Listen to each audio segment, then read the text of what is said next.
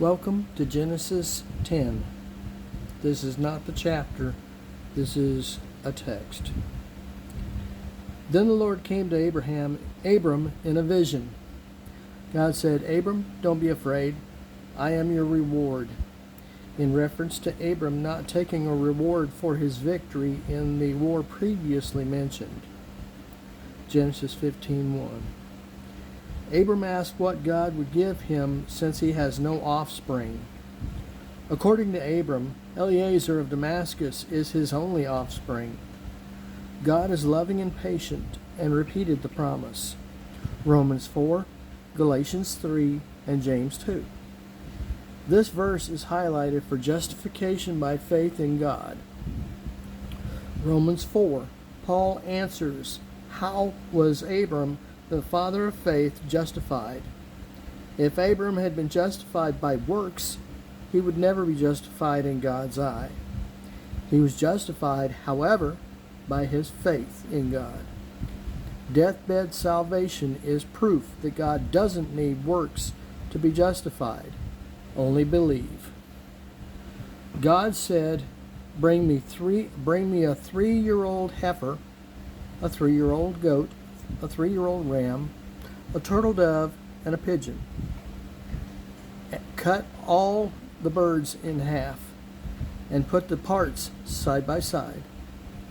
God is about to show his covenant to Abram. Abram drove the vultures away that came to eat the meat he had laid out. It became dark out. Abram soon fell asleep. God then said, your descendants will be strangers in a land that is not theirs, and will serve them, and they will afflict them 400 years. And also the nation they will serve I will judge afterwards, and they will come out with great possessions. As for you, you shall die at an old age, but as for the 4th generation, you shall return, for the iniquity of the Amorites is not yet complete. The natural turntable of events that should happen after Isaac is born can't start yet, because the Amorites haven't been dealt with in Canaan yet, and they have to be removed. God then ran a burning torch between the pieces Abram had cut in two. In other words, there is an oath that states, if I don't do what I tell you I am going to do, may I be cut in two like these animals. This is where the cutting of the ribbon ceremony came from when opening a new business. Yes, this is God's covenant to Abraham. The patriarchal stage of history now begins. The patriarchal stage deals with the forefathers of the Bible: Abraham, Isaac, Jacob, and Joseph. Now, Sarai had a maidservant given to her by Pharaoh upon her departure as one of the gifts that the Pharaoh gave to Sarai to get them out of Egypt. Since it seems that the patriarchs were accused for trying to help God out, this brings up an interesting subject concerning a verse that isn't in the Bible. God helps those who help themselves. This is not in the Bible. It was stated by Ben Franklin in the 1733 Poor Richard's Almanac, as he was explaining how the government is taxing them into obscurity. We use this to help God helping us. Please. Sarai believes she is on the right track because in her idea, Abram can have a son if at least his seed is part of it. Sarai then believes she can help God by offering Hagar, her servant, instead for Abram to produce an offspring. Sarai then gave Hagar to Abram for a wife, which was a common event back then, and Hagar conceived. Hagar grows to despise Sarah based on why this happened. Sarai then gets mad at Abram. My wrong be upon you. Genesis 16:1. I said she was mad. I gave you Hagar unto your embrace, and now she despises me. So do to her as you please. The maternal issue of Isaac and Ishmael is relevant even unto today, with the Arab-Israeli conflict still at war with each other, even today.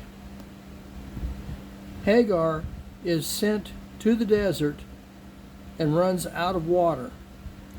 Just as she is about to give up, an angel of the Lord, possibly Gabriel, meets up with her and asks her what she is doing. The angel said, I will multiply your descendants greatly. You are with child, and you shall call him Ishmael. He shall be a wild man, and every hand shall be against him. She said, You are the God who sees. She then went back to Abram and bore a son. 13 years later, Abram now gets a meeting with God again. God, El Shaddai, God the most sufficient one, which is found most in the book of Job. This means mountain or breath like a buff muscle coming out of the earth. God says to Abram, Walk before me and be blameless. The birth of Ishmael carries no blame by the Lord due to Sarai's suggestion, though this wasn't what God meant. My covenant is still with you, and changed Abram's name from Abram to Abraham, or father of multitude. I will make you exceedingly fruitful. God gives him many more promises. This is where circumcision started for God's people. Genesis 17:23. God said Abraham and his son were to be circumcised. Abram is 99 years old and now has to be circumcised. Every male 8 days old shall be as well. If not, the child shall be cut off from his people. 8 days is because the clotting agent in the body is now in full function. This is a representation of removing of the fleshly part of the body. And I shall live by the Spirit. Deuteronomy 10. Thank you for listening to Genesis 10.